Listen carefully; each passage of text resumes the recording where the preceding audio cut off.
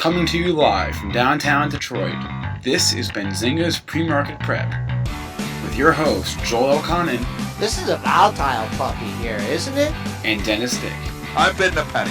I will buy the stock for a penny. With everything you need to start your trading day.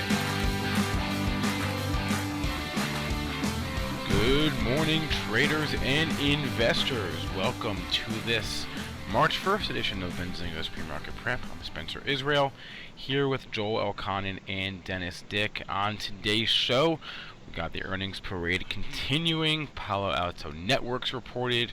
So did Weight Watchers, so did Etsy, so did Sarepta and Taser and Salesforce. So we'll cover all those stocks as well as some analysts chasing price in earnings land. Our guest today will be at 8:15 or 8:35. Excuse me. That's Ian Weiner. He is the director of equity trading at Wedbush Securities. And then also at 9, we're going to play a surprise interview with a special guest, Mohnish Pabrai. We interviewed Mohnish Pabrai, the legendary investor, the disciple of Warren Buffett.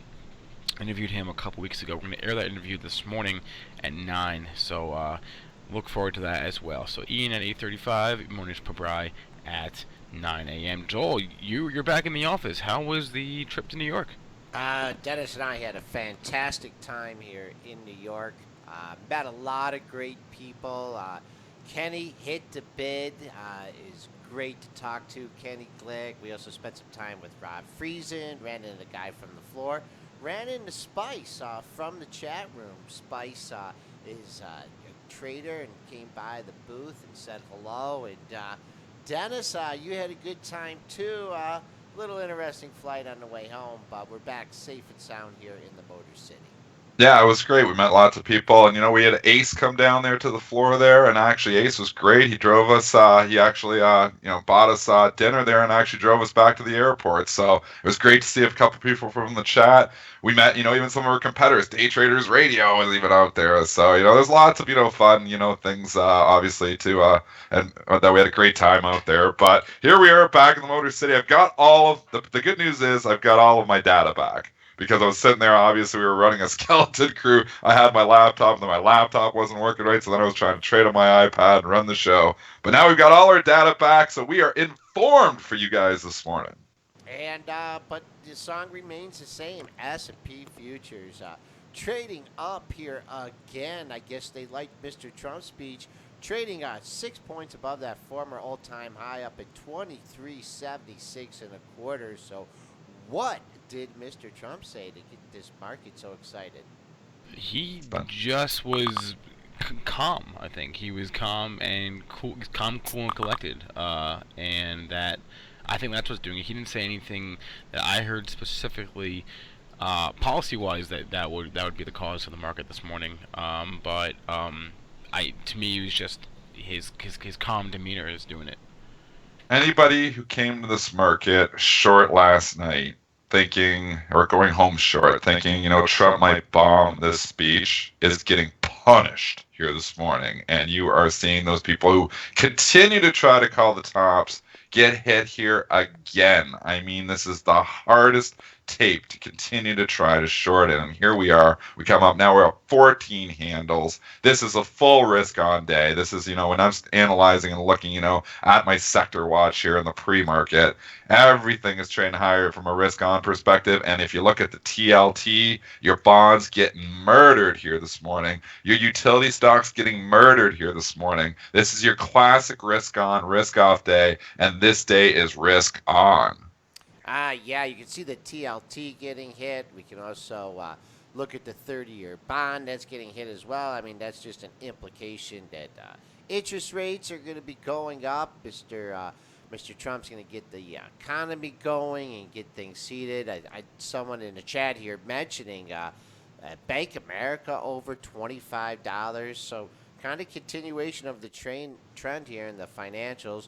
Hit $24.95 a few days ago, and now we're back. We're over $25. I bet you're going to have to go back 10 years the last time Bank America was over $25. Let's check out these financials here before we jump into the earnings parade. And it's starting even over in Europe here. You can see Deutsche Bank trading up 4% here in the pre-market. If you go to some of the other ones, RBS, Royal Bank of Scotland, 2.38%. Go to Barclays, it's trading up as well. So you're seeing a lot of strength overseas in the banks. But I mean, here it's just incredible here. Piggybacking on the Trump speech, obviously, there last night. We got JP Morgan trading up $1.50 here this morning. Morgan Stanley trading up over 2%. Goldman Sachs trading up. Goldman Sachs trading up $4 here this morning. It's breaking out as well. And like you said, Bank of America, which is ex-dividend today, just an 8-cent dividend, I believe, on ex-dividend, or 7 cents. Doesn't matter. Bank of America, if you're taking that home for the dividend, you're not only getting the dividend, you're getting paid big time here because the stock is trading up over 50 cents from the adjusted close at 24.60 this morning. That is a breakout, obviously, over 25. Be interested to see if it can open over 25. Sometimes those big whole numbers have some institutional size kicking around, which can hold down the open, but still 25.11, 25.12. This stock is off to the races once again. Difficult market to be short in, Joel. Right, and as Kenny's target of 24,397, we're drawing closer to that every day. Kenny had on the floor there yesterday. He's got the 24,397 hat there. Kenny Glick, if you're listening. So, he gets the targets. I mean, he's been, and we've got to say, we've had a lot of people on the show here. And, everybody wants to try to call a top, but not Kenny. Kenny has been bullish the whole time, and he has, obviously been profiting from it as well. So, good job, Kenny Glick. If you're listening, shout out to you because you got this one right here again. All right, we got some earnings to go through. Where do you want to start, Spencer? Where do you want to start this earnings parade? Do you want to start with the good stuff or the bad stuff? Good question. Why don't we start with Palo Alto? So you don't want to start with the bad stuff, you're telling me. Okay, you're going to depress me after I just got done pumping everybody up because the market's is roaring. It's not roaring for Palo Alto Network shareholders here this morning. PANW trading down to the tune of 20%. Spencer, give us the details on why they are taking PANW back behind the woodshed and beating it here this morning. Q2 adjusted EPS of 63 cents. That beat by a penny. Sales of 422.5 versus 429 million. So the earnings was below. The Q3 sales, this is what they see though, 406 to 416 million. 454 million was the estimate for Q3, and then the EPS at 54 to 56 cents. 70 cents was the estimate. So they missed bad on the Q3 numbers. Joel, I know you got some levels for me here. I'm looking at this daily chart, and I can see some juicy levels down here from the end of last year. Give us some numbers here on PANW and let us know where we can find some support. You got a buyer here at 120 even, coming down from 152 straight down. Stopped in the 121 handle the first time, but 120, that's the dead low. So if you're looking for a target on the short side, coming up, step up buyers off 120. I don't even know if a daily chart's going to do this any justice because 125, that was support back in December. Now it's resistance. I would say under 120, if in fact we take that out, you could go back and see your lows from June and July. One of those lows was at just under 117.5 at 117.02 and 114.64. But I don't know. My sneaky suspicion says there's still someone going to be lurking to buyers at the 120 level. Well, we always say analysts chase price. We even have an acronym for it, ACP, on the pre-market prep show here, and you were seeing that in Palo Alto Networks this morning here. Who's the analysts that are chasing this? I saw a plethora of downgrades here this morning on Palo Alto. We got a bunch. JP Morgan downgrading, Baird downgrading, William Blair, First Analysis, not quite first on this move, Wunderlich, so that's 5. I even saw UBS. So kicking around there, was flying around. So I think he had six downgrades is what I saw so far this morning. So obviously analysts all trying to chase price here, because their price targets are out to lunch when the stock falls 30 points. But, analysts have a really tough job. And, we sometimes give them some heat here on the show, but it is difficult. I mean, they get called out a lot of times when they're wrong, and they don't get called out that many times when they're right. And I think that's typical in this industry. They like to, basically make fun of the analysts who are out. And they, a lot of the guys that are actually right don't get the love that they maybe deserve. So these guys can't be right all the time. But that being said here, 6 downgrades this morning after. It's not helping now, these downgrades, when the stock's already down 30 points. And sympathy plays. I think they're kind of one of the latter ones to report in this sector. What are you thinking with sympathy plays? I mean, you're going to have, a lot of weakness in this sector overall here this morning. You can even think like cyber, CYBR. What's Brentster? Get the news desk out there. Brentster's always got all our sympathy plays there for us at I gotcha. I BANW there. gotcha. There's a Yell at lot. Brentster because he knows his sector inside out. Well, there's a lot. Fortinet was down. FireEye was down. Checkpoint was a little lower, and those are usually the key. The key sim is CH. Checkpoint's offered down here this morning as well. So you're seeing weakness in all of these stocks. Checkpoint, check out CHKP. Let's go to that one here right now. 98.91's the close. It's offered right now in the pre-market at 98 and a quarter. Last night was trading actively in the 97 handle, so it kind of looks like that's where it wants to go. But this thing kind of looks like it's hanging on a cliff. Yeah, that 96 to 98 area. We have taken that out or trading near there during the pre-market. Big gap to fill until the 90-50 area. So this chart looks, they must be more diversified because this chart looks a lot different than the Palo Alto Networks or FireEye and some other stocks in this sector. But as always, keep an eye on that opening print. Jumping over to the retail, we still are in retail earnings season. Obviously, heard from the disaster that was Target there yesterday. Target tried to bounce back a little bit there, but still a disaster at the end of the day. Well, today we've got a mixed, we've got Lowe's here, we got Best Buy. Lowe's going one direction and Best Buy going the other direction. Again, Spencer, I'm going to throw this to you. Where do you want to start? Well, I got Best Buy looking. I'm looking at it right now, so let's All start right, with the Best Buy. start with the loser. BBY, trading down $2. Yeah, well, Q4 EPS $1.95 versus $1.67, so pretty good there. Sales $13.5 billion versus 13.62, so a little lower on that as far as Q1 goes. They see their Q1 EPS at a 35 to 40 cent range. 49 cents was the estimate, so they missed that by about 9 cents on the upper end of that range, and enterprise sales $8.2 to $8.3 billion. They see their fiscal year 18 enterprise sales growth at about 1.5%. Also reporting a 2-year buyback plan of $3 billion. Are raising their dividend as well from 28 cents a share to 34 cents per share. So they're trying on the disappointing report. They're trying to give you some good news there as well. It's funny how these companies sometimes do that when they come out with the disappointing earnings. Then they'll say, "Well, what can we do? Because we don't want to see our stock get killed tomorrow. Well, let's announce a buyback, or let's announce a little dividend increase, something to cushion the blow." Sometimes it helps. More often than not, it doesn't. But Best Buy, I'll tell you though, it was looking really ugly a little while ago. It's come back off those lows, Joe. What's a pre-market low? The good news, I'll give you the bad news. The bad news is this thing traded down to 39.70 in a couple different brackets here this morning, getting a reprieve back up at 42.50. So Buy the dip. Yeah, nearly $3 off the low. So there's your support and your resistance. I think now that you're $3.50 off the low, buyers will step in. You got a nice round number of 40. If you were sticking your neck out there, you were rewarded. Gap area, though, here, maybe we come back and fill this gap from November. The top of the gap comes in at 40.28. So $40, that's your number on the downside in Best Buy. Lowe's, LOW, going the opposite way here, up 8% this morning. What'd they do? I'm sorry, which talk is this? I was listening to Spencer. What's going on? You I'm fell sorry. asleep over there? I'm We're sorry. not enough energy I for fell you, asleep. Spencer? I fell asleep. Come on. Q4 EPS 86 cents versus 79 cents. Sales 15.8 versus 15.4 billion dollars. So they beat on both those numbers. Comps are up 5.1%.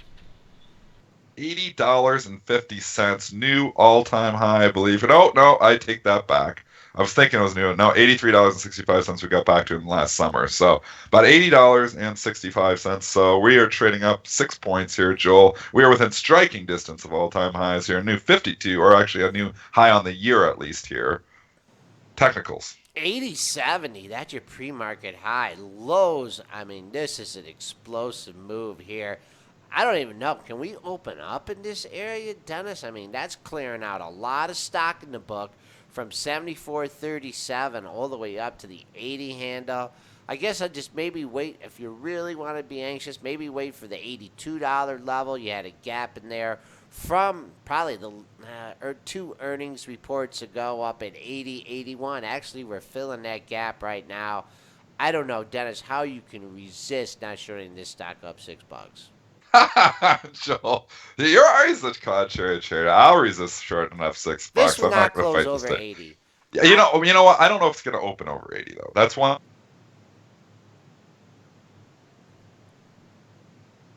Dennis? Dennis? Did we lose you? Not sure.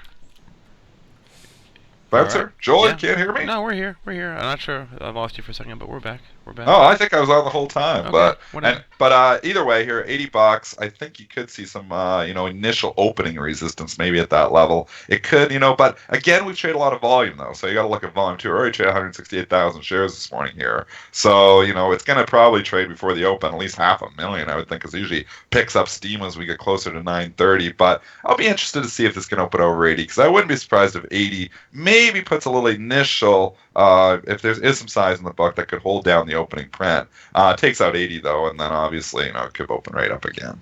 And if you were following Home Depot into the report, basing your trading analysis off there, you're being rewarded now. Home Depot, even though they've already reported, knocking on the doors of all-time high. We're trading up here at 146.50. Home Depot reported last week.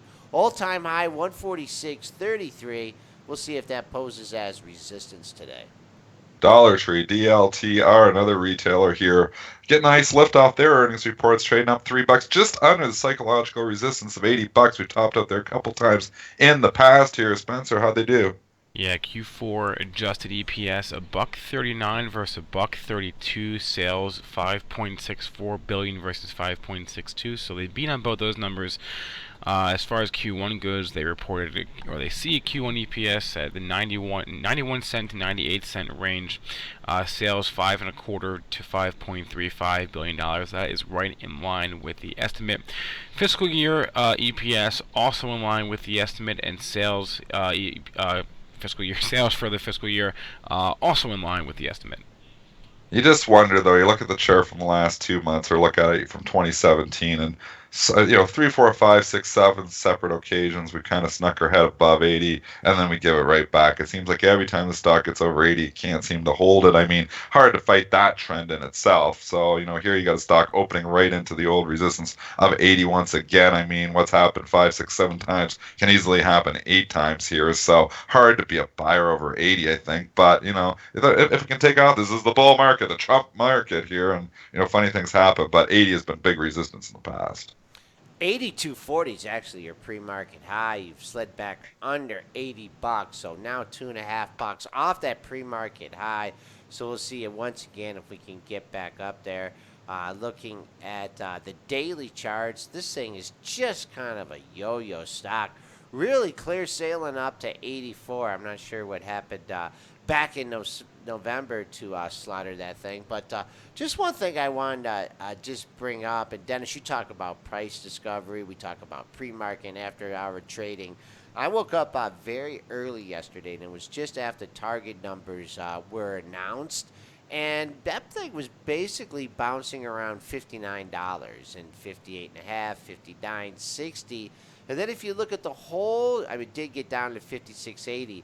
But if you look at the whole trading day after that, right around that area, the $59, that was the price discovery. So, man, a lot of times you got to catch the action in these things early in the day, because really pretty quiet trading considering the huge drop that it had in pre-market.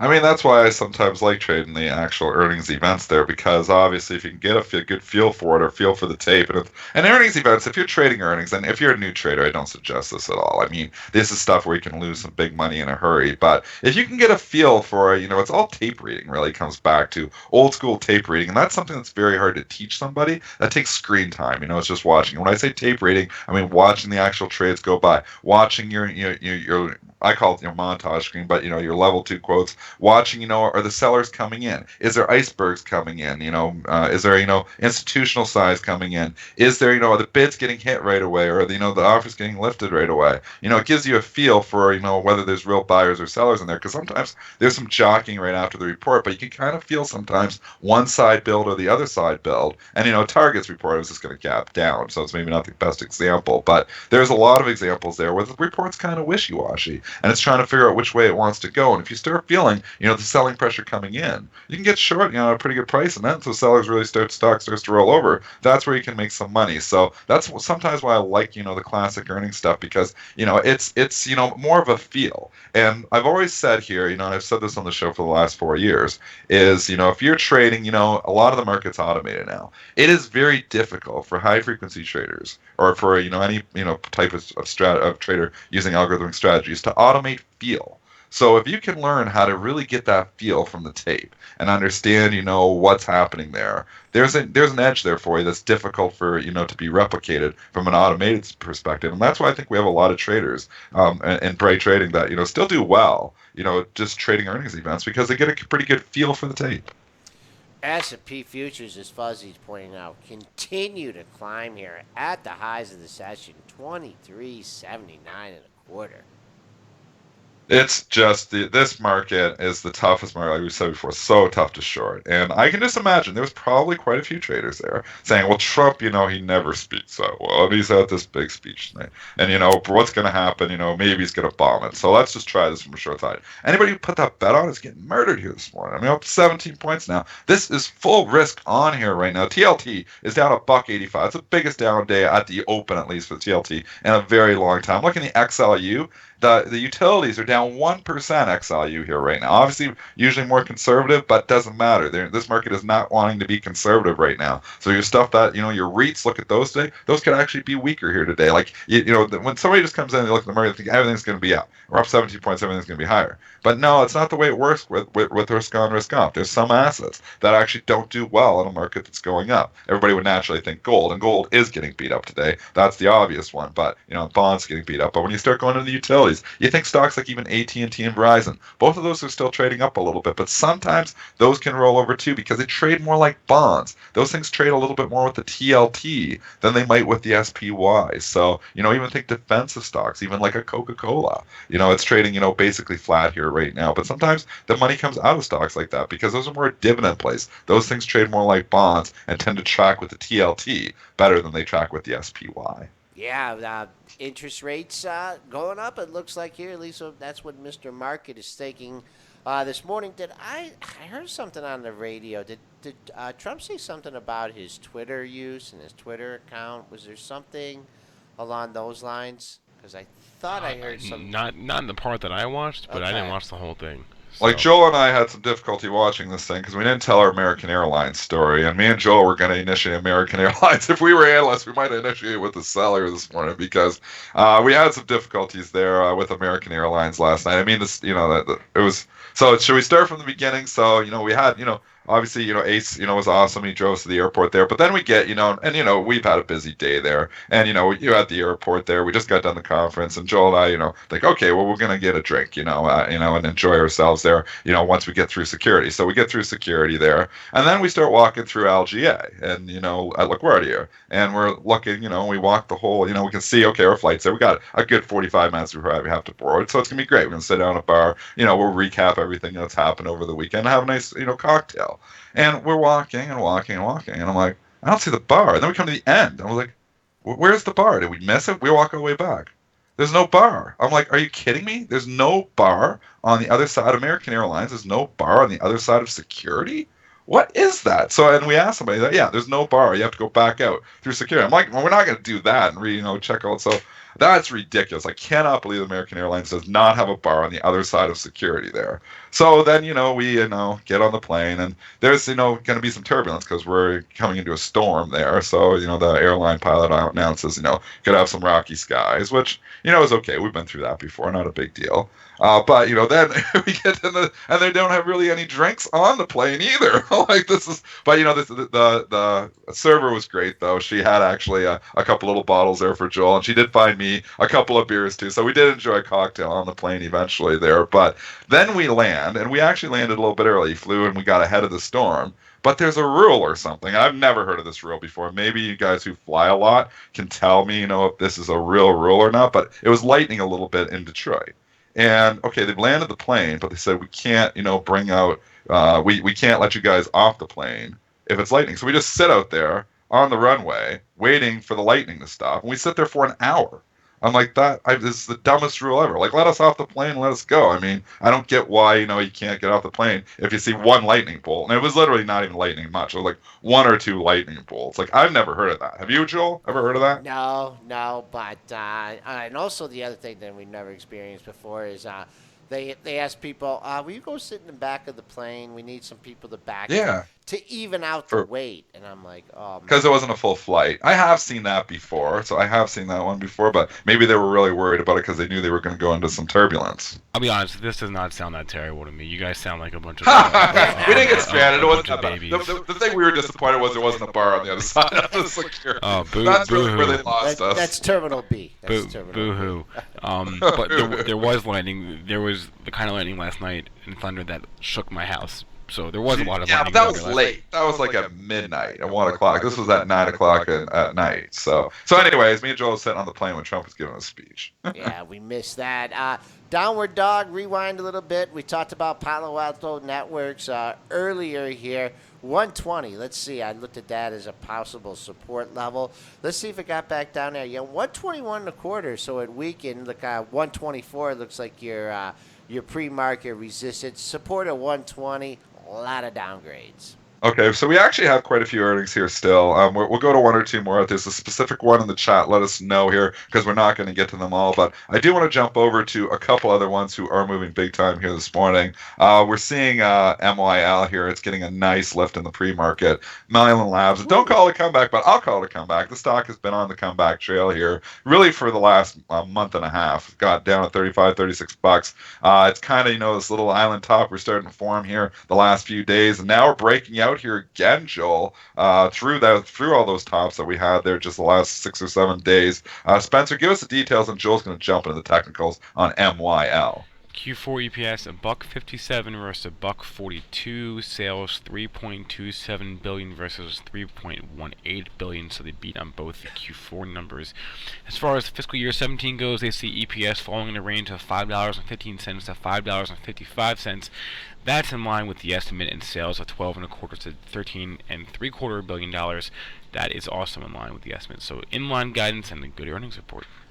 I had this on my radar for my investment portfolio back in the mid-30s, and I never pulled the trigger, and I should have. And now, obviously, it's up here 44 bucks. So, kind of kicking myself a little bit here this morning that I never did buy Mylan Labs when I was pulling back on the whole EpiPen stuff. Because sometimes when the dust settles, and sometimes people it gets out of the media, there's still some value here. I mean, I think there's some value in some of these generic ones as well. I still like Teva as well, down here in the mid-35s too. But Mylan Labs, Joel, give us the technicals.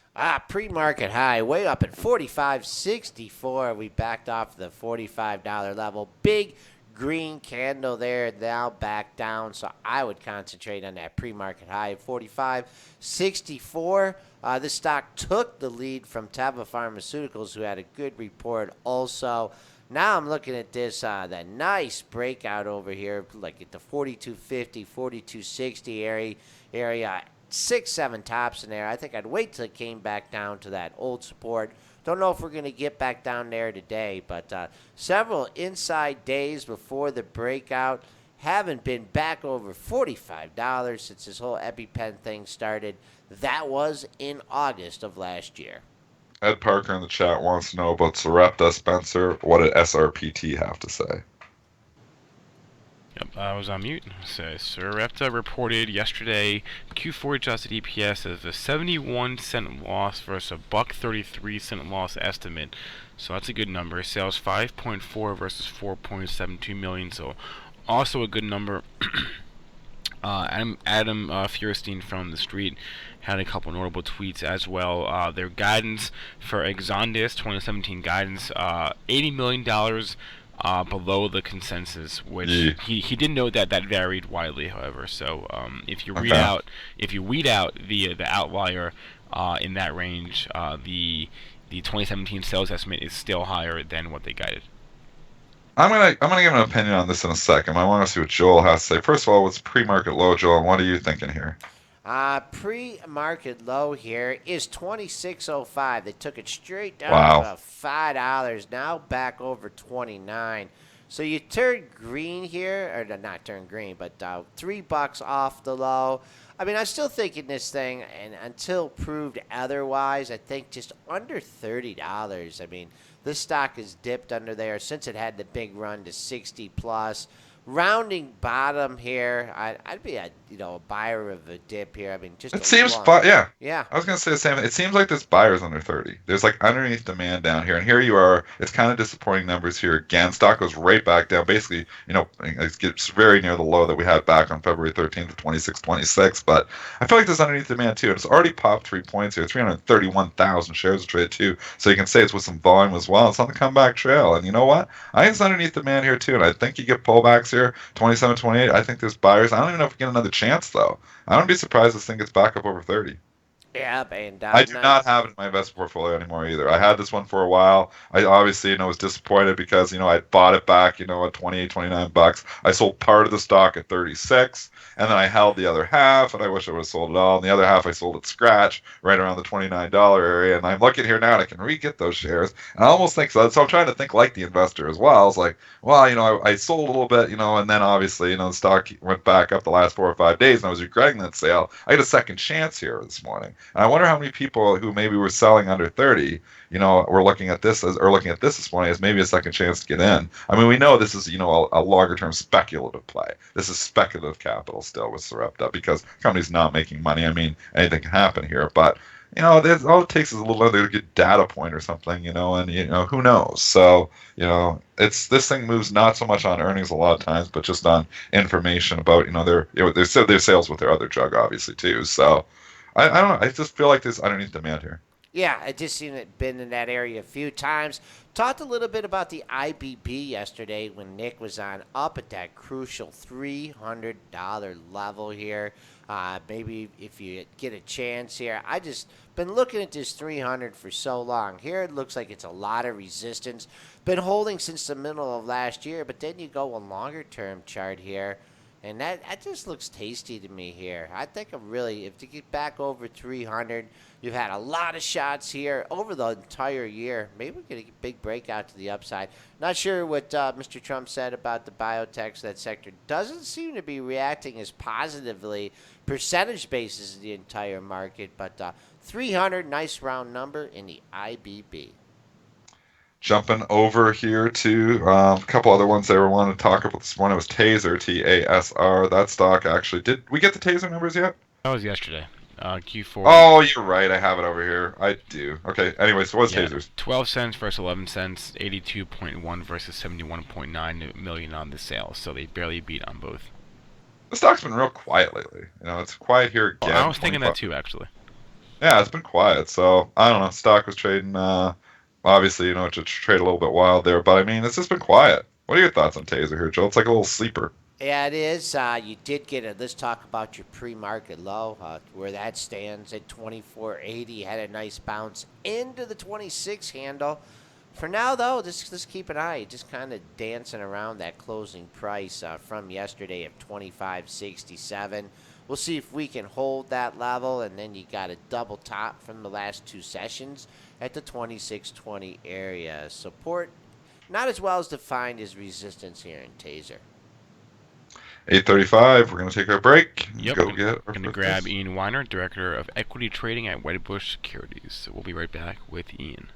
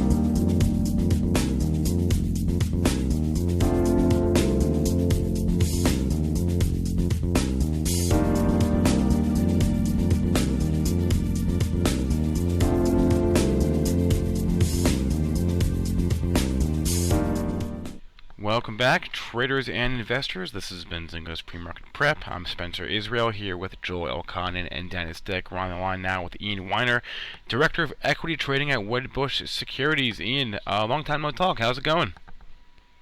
Oh, going great. Thanks for having me back. Good. Thanks for coming back. So let's get your thoughts now. I don't think we've had you on since the election. So I want your thoughts on this rally we're in, because you had some very interesting comments during election season about what you thought would happen under a full Trump administration, under the duration or during the duration of the full 4 years. So give us first recap for listeners. What do you think will happen to the market during Trump's administration? Well, it's it really comes down to what the actual policies are. The caution around the presidency was really not so much about the man himself as opposed to the policies that had been proposed during the campaign. So, the caution was based on the deportation of 11 million people, 45% tariffs on Chinese goods, in addition to a big border tax on other goods coming in the country, and a massive deficit being run as a result of all kinds of tax cuts and all kinds of spending programs. So it remains to be seen. Totally understand the optimism. There's clearly a lot of people expecting all of the positive potential outcomes of the policy to take place, whether it's tax reform or whether it's just regulatory reform, et cetera, et cetera. And I think people in general are not too concerned about any of the protectionist policies actually taking hold. So, in conclusion, I guess I would say that jury's out still. Totally understand what people are doing by buying the stock market. They're looking at 2018 and even 2019 earnings in as far as justifying sort of price levels. But, some good speeches, but we haven't seen really anything yet. So we're kind of wait and see. Yeah, actually, I was going to mention that speech last night. I'm wondering now if you think people are just pricing in a certain level of assumption that that he's going to be able to do certain things, and I'm wondering if you think we're a little bit ahead of ourselves right now, or if you're still sort of in. You just said you're going to wait and see if you think we're. It really comes down to me. It really comes down to. Like you said, what do you think is actually going to get done? If you really think that we're going to get to a 20% corporate tax rate with no border adjustment tax, that you're going to get all kinds of regulatory removal for every sector, and that you think you're going to get some gigantic repatriation holiday, then you could certainly add quite a bit of earnings to 2018 and 2019, and then I would argue, given where rates are, even with the jawboning of the Fed, and now it looks like a rate hike this month, you still could argue that we're pretty cheap. So if you believe all that, and you don't think that there's going to be any of the negatives, and you don't think that any of this stuff is going to get held up, then we should probably go higher. I think that the odds of that to me are low, but right now we're in an environment where we're kind of just we're up on hope, and until that's proven wrong, it's hard to fight it. I want to get your thoughts now on Apple. When you were on our show last summer, we talked about that. You kind of outlined your bullish and your bearish scenario. A lot's happened since then in the stock. So give us an update on your Apple thesis. Well, I think that what the first game changer for Apple is when Samsung had their issues. So I think the stock was around 108, 107 then. And what you've seen is their ability to take share continue as their main competitor struggled.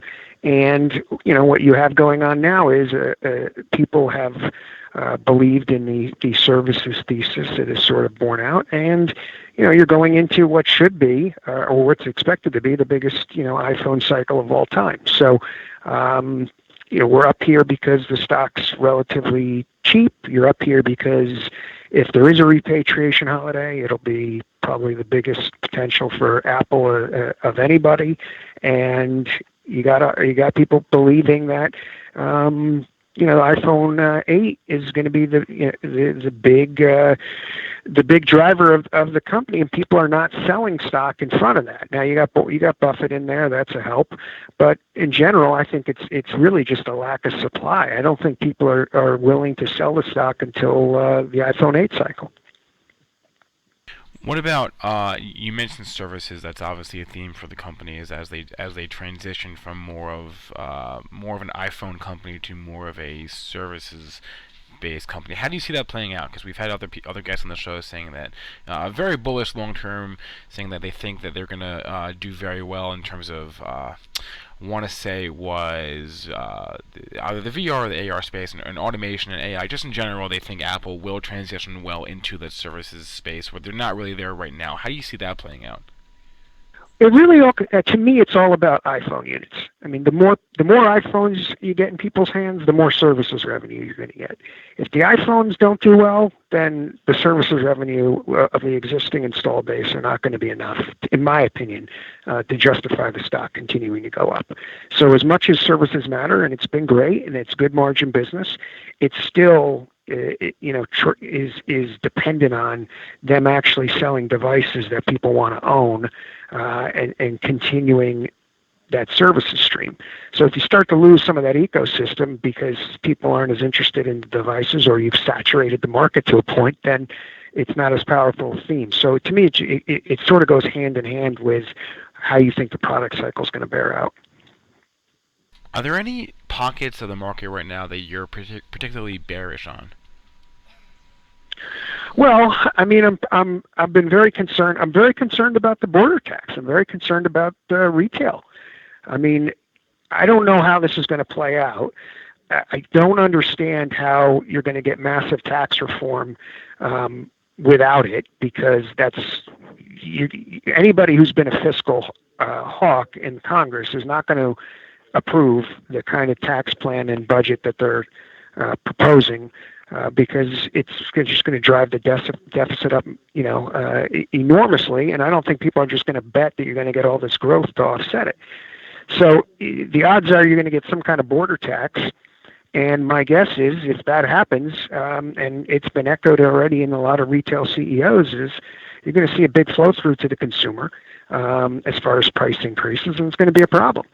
So, nobody, I think, is really expecting any kind of real border tax, and therefore that makes me less constructive that you're going to get this big tax reform plan. I mean, you can't, in my opinion, I could be wrong, of course, you can't cut taxes dramatically on everybody, ramp spending like crazy, and not have, and keep all these entitlement programs like they've been talking about. You can't do all that and without bringing in any, I mean, it just doesn't, you can't do it. So unless we're just, are going to just run up the deficit huge and make a big bet that we're going to get 4% GDP in 2 years and it'll all work out, maybe we do. But to me, it seems like the border tax stuff is the biggest concern, and that's why I think you got to be careful in retail here. I was just going to mention the retail sector there. I mean, I think it's the thing that people ask you about the most. You get these stocks. Macy's coming down from the $70 level. Your JCPenney's. Target got destroyed yesterday. And, people have a penchant. They want to look to these stocks. They want to find value. They're thinking, what words of wisdom do you have for investors that are looking to put some, little dividend yield? What words of advice do you have for investors looking to put some money into the retail sector? Sure, I would stick with companies that sell bigger ticket items that are not a risk by Amazon, or discount retailers where the experience itself is so much more important than it is going into, let's say, a Target. So, for instance, you had Lowe's put up a strong number, right? Lowe's and Home Depot fall into the category of, you're not buying that stuff on Amazon for the most part, okay? And then if you look at TJ Maxx and you look at Burlington, which is a name we really like here, that experience of going into the store is what drives people into those stores. Everything else, I think you got to be very careful. I mean, Amazon has continues to bring a wrecking ball to this industry. There's still way too many stores out there. American Eagle is just the latest example this morning. Best Buy was kind of this morning at best. So if you look across the retail space, anything that continues to operate malls, continues to have exposure to anything Amazon sells, you got to be very careful. Grocers, big exposure to what Amazon's doing now, right? So to me, it's like, okay, can you buy a Brunswick, right? Because you're not buying boats on Amazon, sure. And so when I think that that's really the key. If you're going to own stocks in the retail space, try to own companies where you feel like the online threat from a company like Amazon or a company like Wayfair are not a real issue. Because those are the companies that, as long as you believe in the economy, will continue to outperform. A big negative for the market in early 2016 and really for the first couple months a year were crude oil prices, energy being a big component of the S&P 500 index. OPEC getting together here. You hear a lot of clamoring for the $60 to $65 level of crude oil. Can't seem to get over 45. Just any comments on the short or long-term direction in crude oil prices, as well as some of your, big integrated oil companies such as ExxonMobil and Chevron? Well, crude, obviously, it's been here, 50, 55, 50, 56 in this level for a long time, which, technically probably means it's about to, explode one way or another. But the reality is you've got expectations of these big OPEC cuts, which keep a bid into it. But on the flip side, you're going to get more and more output from everybody else, shale, et cetera. And demand is still unclear. So to me, it just feels like kind of a do nothing. As far as the integrated stocks, I think, you talked about sort of dividend yield, et cetera. I mean, the reality is you get a nice dividend. You can certainly be certain that the regulatory environment for those companies has improved and will improve dramatically since November. So, I think you pick your spots on an ExxonMobil. But to me, it seems like as good a bet as any in that space, rather than trying to, pick something along the supply chain necessarily. And finally, another asset class that's gotten a little boost here in the new year. Gold snuck up over 1260 here. Hit yesterday. And any spot for gold in individual investors' long-term portfolio? There is, but it really depends on your view of the economy. I mean, if gold to me is becoming less of an inflation hedge and more of a safety play. So when you see the market go up, people get more comfortable and are willing to take more risk. Gold tends to sell off, and vice versa. So if you think that the new sort of geopolitical world is a lot more risky than it was 6 months ago or a year ago, then there's definitely a place for gold in your portfolio. If you don't and you think everything's okay, then I wouldn't. I don't see what the upside is from here. He's Ian Weiner, Director of Equity Trading at Wedbush Securities. Ian, thanks so much for hopping on today. We'll talk to you again soon. No, thanks, guys. I really appreciate it. All right, in the chat here, what's the Snap? What's Snap coming? The Snapchat IPO is tomorrow. Tomorrow is the Snapchat IPO. Remember, they said in their filing, what was it, last week or the week before, that they may never make money. So that's, plus I'm not a big IPO fan personally, just because the process is not in the retail traders' favor, the entire IPO process. But I would definitely wait and see on this one. I was watching what was it, Bloomberg yesterday. They were showing all the big tech IPOs of the last 2-3 years, and just watching the rally and then subsequent collapse in Zynga and Twitter, and there was like 4 other ones that they showed. And so this is one I'm inclined to wait on. One thing is interesting is that Facebook's Instagram is just totally. they're cannibalizing each other. Instagram and Snapchat, they're just cannibalizing each other. They're copying all the features that the other one has. So at this point, the platforms are so similar, I can't even tell the difference. So I don't know. I'm super interested, but I still want to wait and see on this. Do they both disappear like right after you send them? Is that Snapchat? That's Snapchat. That's Snapchat. Yeah. Yeah. I mean, is it going to be a Facebook or is it going to be a Twitter? I mean, I think at this point, I mean, I can tell you for sure, I'm not going to be touching it on the IPO before, during, or after. But man, you're going against Facebook here. I mean, I just, if it's that much different and It's that popular, much but better, I don't like the fact that, like you said, Spencer, they're not even sounding like they're concerned about making money. I mean, why do I want to own an investment where the company itself is not concerned about making money? So now you're just buying on buzz. And maybe the buzz, as a trader, I guess we can trade anything there. But you're looking at an investment standpoint. They already said they don't really care about making money, which is a crazy thing to say when you're doing an IPO. I don't understand why you would say that. Isn't every business like in the business of making money? I mean, you're gonna get your your sheep in there, and they're gonna be buying, and it's gonna have some great fluctuations. Oh, it's gonna have some yeah. volatility. Yeah. But we'll keep an eye on it. And one thing good about IPOs is there's not much technicals, right? You get the first day of the closing price, you see the action, and then you can interpret it for there. But I think for Dennis and I, it's hands off on the Snap IPO. Jumping over here to imbalance land, obviously I was in New York the last couple of days, didn't get you the imbalance data. I can do that for you here this morning. I can tell you the risk on, risk off theme is even showing up in the opening imbalances here. Your institutions are throwing their orders out there early here. Bank of America, 442,000 to buy. Citigroup, 75,000 to buy. Morgan Stanley, 62,000 to buy. Wells Fargo, 50,000 to buy. Your financials are very strong here this morning.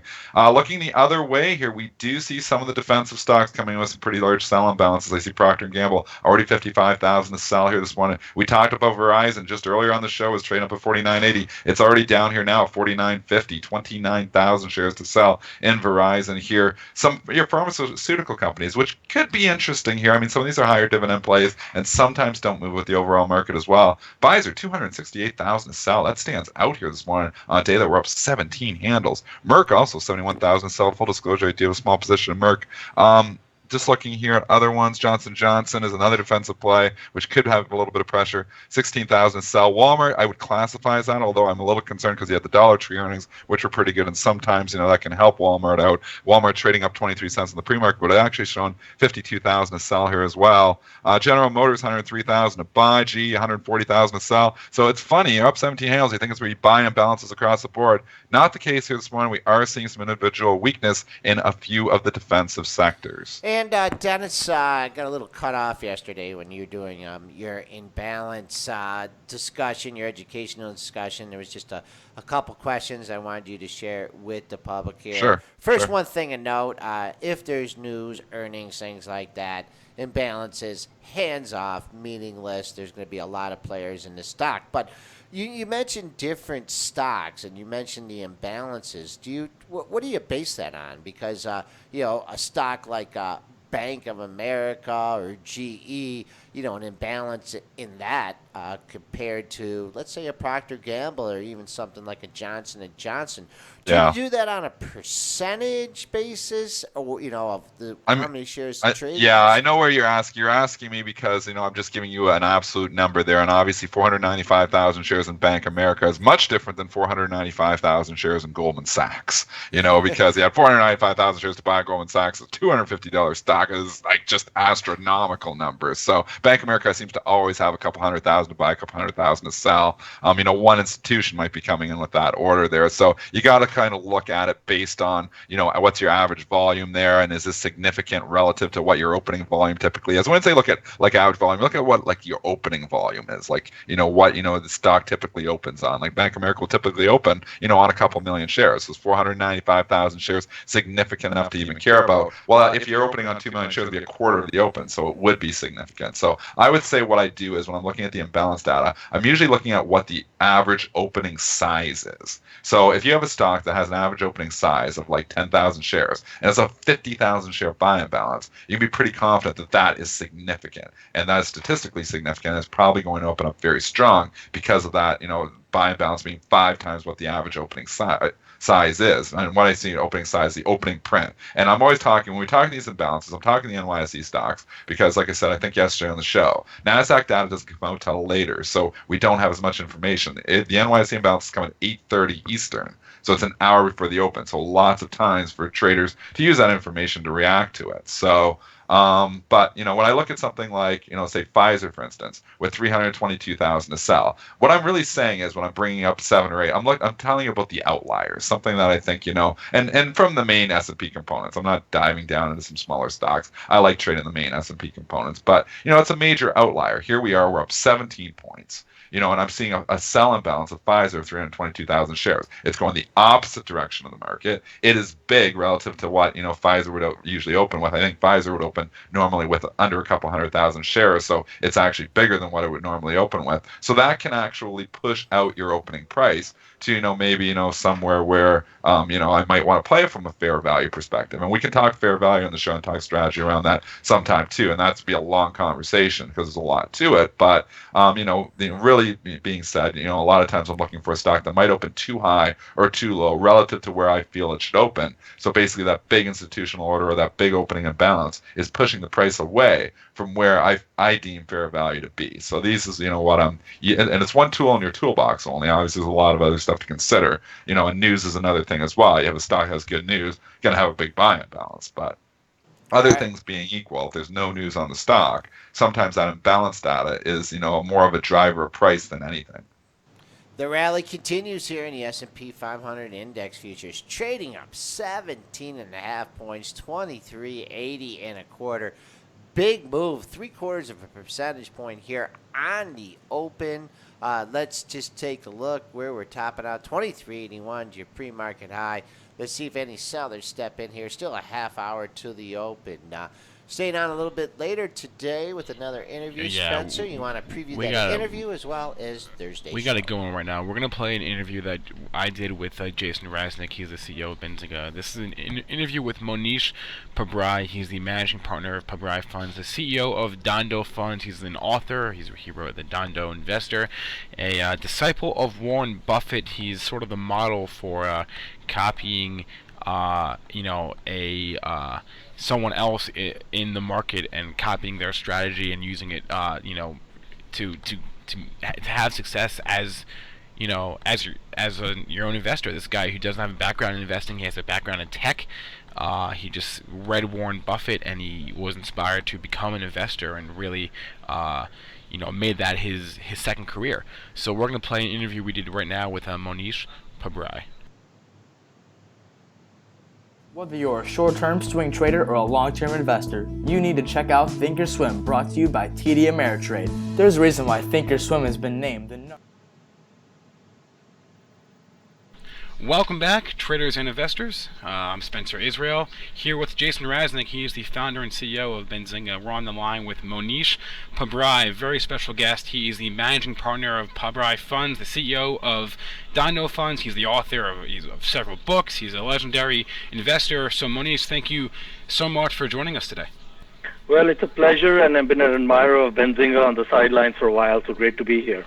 Yep. Thank you for coming on. So just to get right into it, this is Jason talking. You've been a disciple of Warren Buffett, and I think you discovered him back in '94. What was that like for you? I know you've always been a fan of businesses, and and Warren Buffett, that was something you took a liking to. But what was that like for you when you finally discovered him, and how did that affect your life and impact your investing strategy over the years?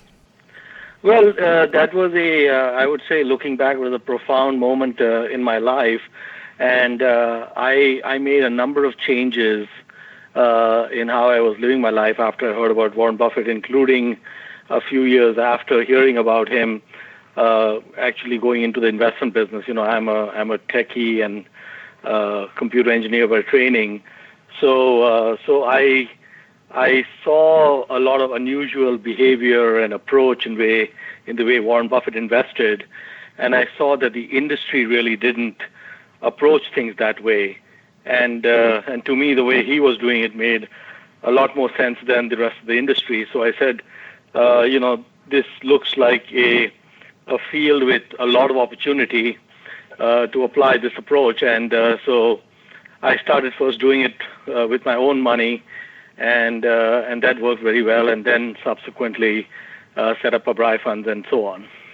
Got it. And when I know you have the checklist for investing, and I know you talk about margin of safety.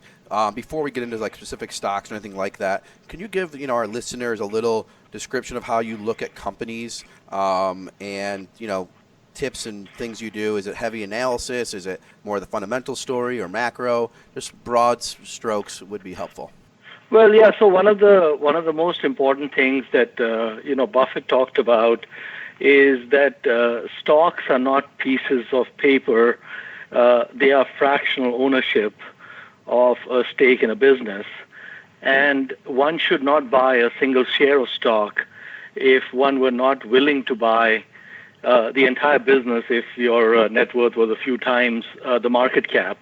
And so this is a profound kind of separation between Buffett and almost all of the rest of the industry, where the rest of the industry kind of thinks of these as kind of rapid fire trading in and out type vehicles. And you're better off thinking of stocks like kind of like farmland or a privately held business, where you go into it if you think it's undervalued, and if you are happy owning the business for a long period if the stock market, for example, shut down. So for example, sometimes people will ask me, what do you think about Apple? And what do you think about investing in Apple? And I'll ask them the first question. I'll say, what is the market cap of Apple? They have no idea. They know the stock price, but they don't know the market value. So how can you proceed to buy a business without knowing what it's selling for? And so my take on a company like Apple, which is a wonderful company, is that if its market cap is, let's say, $700 billion, the question I would ask is that if your family had something like $3 trillion, would you put a quarter of that into Apple? And if the answer is yes, then you should buy the stock. And if the answer is no, then you shouldn't even buy a single share. So that's kind of the very basic, I would say Buffett 101, which very few people were applying in '94 when I first heard about Warren, and very few people apply today. So it's still a wide open field. So just to follow up on that, and then Spencer has a couple of questions. I get what you're saying and thinking about it that way, and you're absolutely right. Everyone's like, here's the stock price. I had a person yesterday, he's like, I can't buy Tesla. That's $270 a share. And like, what does that mean? And that's just the way, I totally understand. So, Buffett made, it seems like a macro bet in buying a bunch of airline stocks, and I know you're very familiar with the airline stocks. Do you think that him and Charlie are making a macro bet, or are they... there's something else there, or what do you think about that? I am not aware of Warren or Charlie ever in the history of their more than 50, 60 years of investing ever having made a macro bet. They did not make a macro bet on airlines. The reason he bought 4 of them was because he couldn't put $10 billion into any one of them. So he was forced because of the size of the assets at Berkshire.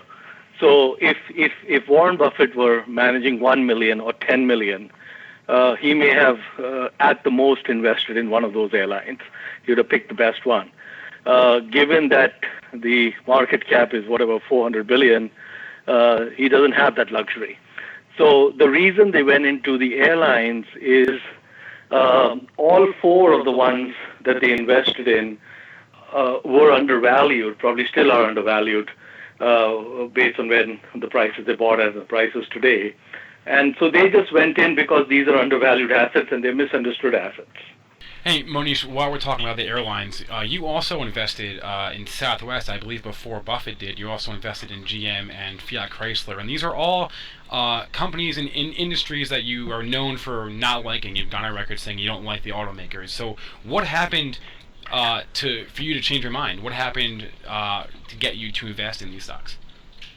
That's right. I've always hated the auto industry, and of course, like Warren Buffett, I've hated the airline industry for a number of obvious reasons. And historically, the auto business has been a terrible business because It has very high capex. It has unions. Your sales are subject to consumer taste, which you may or may not kind of hit the market right on. And you've got to commit huge amounts of capital 4 or 5 years before the product comes out. So these are all kind of far from ideal kind of characteristics of a business. What happened is that GM and Chrysler both went through bankruptcy, and when they went through bankruptcy reorg, they got to shed a lot of the ugliness that was in the old GM and old Chrysler. And so they got rid of the healthcare liabilities, they got rid of their debt, they got rid of a lot of the dealers, they got rid of a bunch of brands. They were able to do a number of things that would have been impossible for them to do had they not gone through bankruptcy. And they were able to renegotiate union contracts. So Detroit went from being in 2007 one of the worst places on the planet to produce a car to, by 2010, being one of the best places on the planet to produce a car. Almost every North American auto plant is running full out 24/7, 365. And the reason it's running full out is because one of the cheapest places on the planet to build cars is now the Midwestern United States. And so, in fact, President Trump talks about all the border taxes, etc. I mean, the price differentials in producing a car in Mexico versus the United States is, for most cars, less than $1,000. So if you're talking about a $50,000 truck, you're talking about a 2% difference in terms of the cost, and half that difference, or more than half the difference, gets eaten up with transportation costs. So anyway, the business changed in a very significant way, just like the airline business has changed in a very significant way. And those changes were not recognized by the market because they always thought airlines are a bad business and autos are a bad business. I made our first investment in Fiat Chrysler in 2012. They have since spun off Ferrari. So far, we have a 400% return in about 4.5 years. Wow. And this is in the lousy auto business.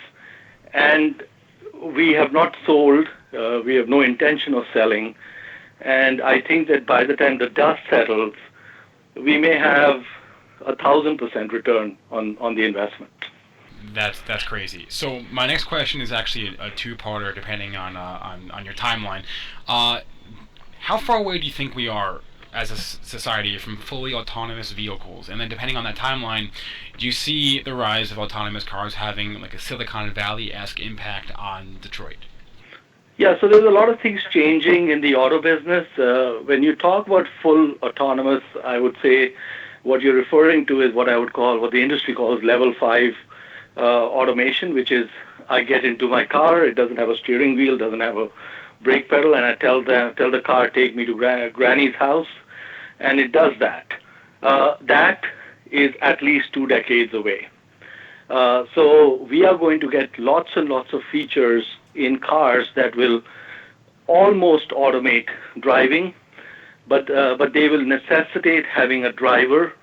They will necessitate having a steering wheel, and they'll necessitate having all the other features we're used to. So until you completely get rid of the driver in the driver's seat, the disruption that comes from autonomous driving doesn't really happen. It makes our life easier, it makes accident rates go down, but it does not change a lot of the kind of economics and dynamics of car ownership and all those sorts of things. So then how big of an impact do you see that having on Detroit? Well, first of all, it's 20 years out, so quite frankly, we will not be likely owning autos even 3 years out. So I think it's not a question that I have to answer for our investments. But when you get to autonomous driving, the second thing you've got to remember is that all of us need the cars at the same time. So there's this notion that 90% of the time cars are not being used. Well, the problem is it's there's a heavy usage during rush hour. And so that 90% is kind of all lumped, like almost the entire car fleet sits idle at night, for example. So I think that it will reduce, when we finally have fully autonomous driving, it will have some reduction in ownership of cars. I think mobility will go up significantly, so miles driven by humans will go up. But it's not clear to me, looking today versus 20 years from now, that the number of cars produced in and used in the U.S. will be less than 10 or 15 million a year, even in that world. Gotcha. I want to ask you next about infrastructure. You live in California. There was recently the big dam break in Oroville. Many economists think that infrastructure spending is one of the best forms of government spending. I'm wondering if you agree with this and what you think about the future of infrastructure from an investment standpoint. Yeah, I think this is a really good time for the United States to embark on some significant infrastructure spending. Our interest rates are very low, so even if we were to take on debt to fix our infrastructure, that'd be great. And there are many things many of us don't like about President Trump, but one of the things to like about him is, first of all, he comes from a construction background. He's a builder. He's on record saying he wants to fix our airports, fix our bridges, and fix our infrastructure, and I believe he will execute on those, and I believe Congress will support him. So those are, in my opinion, really positive things for us. Just that, the infrastructure piece, and the second piece, which is tax reform, which will have even bigger positive impacts long term, are two wonderful things to like about President Trump. We have two quick questions. One's a fun one that we do at Benzinga, and then if there's anything else that, I know sometimes we ask questions and you want us to hit on other things. Is there anything else you want to hit on and let our listeners know? But the fun question we have is either what is your morning routine and or what was your worst or first job? Yeah, well, my morning routine is pretty simple. I'm drooling on my pillow when markets open. So I'm not a early riser, if you will, yeah. And pretty much there's nothing kind of unusual about it. I just roll out of bed when I'm ready to roll out of bed and get ready and get to work. So that's pretty much my basic morning routine. Nothing special or unusual. I listen to NPR usually in the shower, which is always good, and. I don't think I've only had one employer in my entire career, which was my first job, which is a telecom company in Chicago called Tel Labs. It doesn't exist anymore.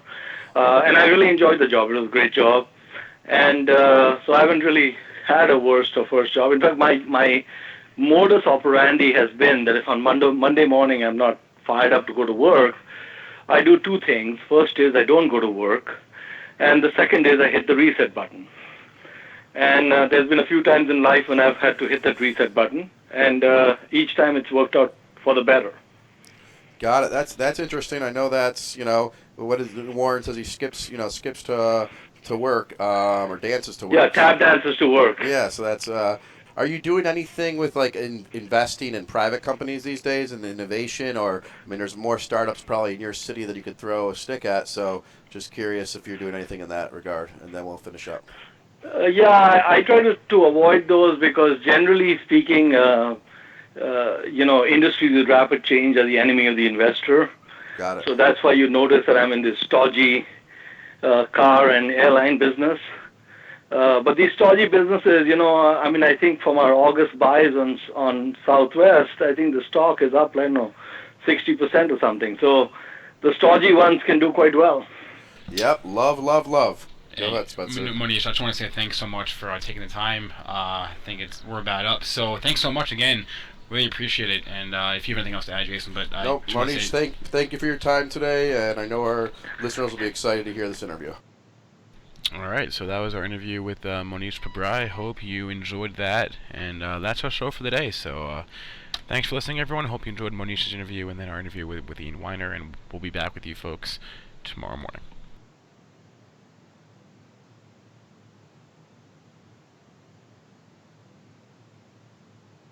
Whether you're a short-term swing trader or a long-term investor, you need to check out Thinkorswim, brought to you by TD Ameritrade. There's a reason why Thinkorswim has been named the #1 trading platform, because it has it all. With Thinkorswim, you can trade stocks, options, futures, forex, and virtually every other type of order. Get notifications on mobile devices and interact with other traders in chat rooms. You can also use technical indicators and see the latest investing and trading education in Think Money magazine. If you want to keep up with the markets, you need Thinkorswim. To experience everything Thinkorswim has to offer, open a TD Ameritrade account today. Thinkorswim, the online trading platform for traders and investors. TD Ameritrade, member SIPC. All investing involves risks.